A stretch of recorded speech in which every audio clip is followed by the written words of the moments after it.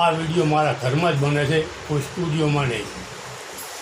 મારું પોતાનું લખાણ, ગાઉં પણ હું અને તબલા પર પણ હું. ભગવાન તરફથી મળેલી ભેટ છે જે આપ સમક્ષ રજૂ કરું છું. અને જે આ ગઝલ લખેલી છે એ આપણા સ્વજન કોઈ ગુજરી જાય અને આઘાત લાગે અને થોડા દિવસ થયા હોય ત્યાં બીજું સ્વજન ભગવાનના ઘરે જતું રહે. એ વસ્તુ ધ્યાનમાં રાખીને આ ગઝલ લખી છે.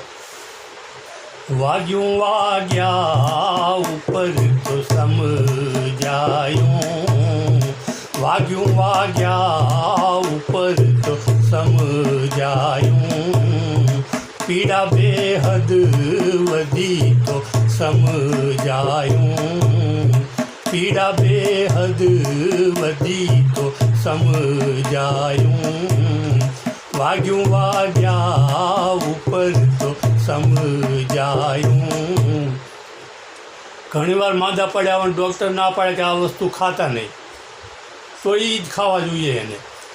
જીવા સ્વાદે બધું ખાધે રાખ્યું, જીવા સ્વાદે બધું ખાધે રાખ્યું, રોગે ઉથલો માર્યો તો સમજાયું, રોગે ઉથલો માર્યો તો સમજાયું, વાગ્યું વાગ્યા ઉપર તો સમજાયું,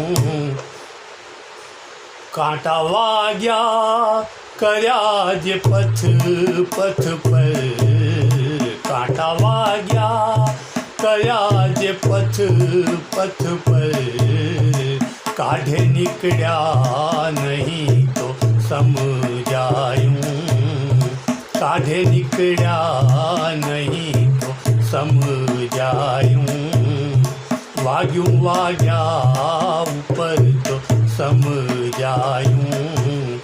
ભગવાન તો જન્મથી જ કેટલીક વસ્તુ મફત આપે છે. બજારમાં જેની કિંમત થાય છે, દવાખાનામાં હૃદય રિપેરિંગ કરાવવા જાઓ તો 25 લાખ 50 લાખ, ભગવાને તો મફત જ આપ્યું હોય છે.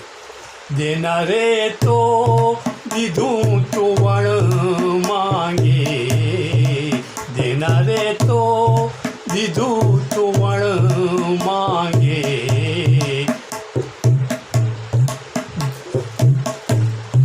દીધું ખોઈ પછી તો સમજાયું, દીધું ખોઈ પછી તો સમજાયું, વાગ્યું વાગ્યા ઉપર તો સમજાયું,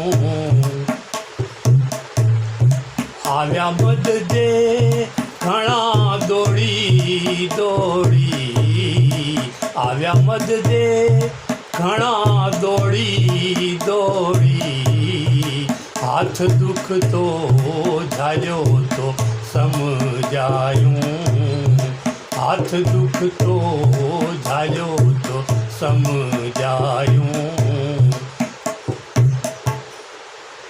મારો દીકરો મારો ભાણો એવું કર્યા કર્યું, મારું મારું કરી રાજી રહેતો, મારું મારું કરી રાજી રહેતો, સાથ છોડી ગયું તો સમજાયું, સાથ છોડી ગયું તો સમજાયું, વાગ્યું વાગ્યા ઉપર તો સમજાયું, પીડા બેહદ વધી તો સમજાયું.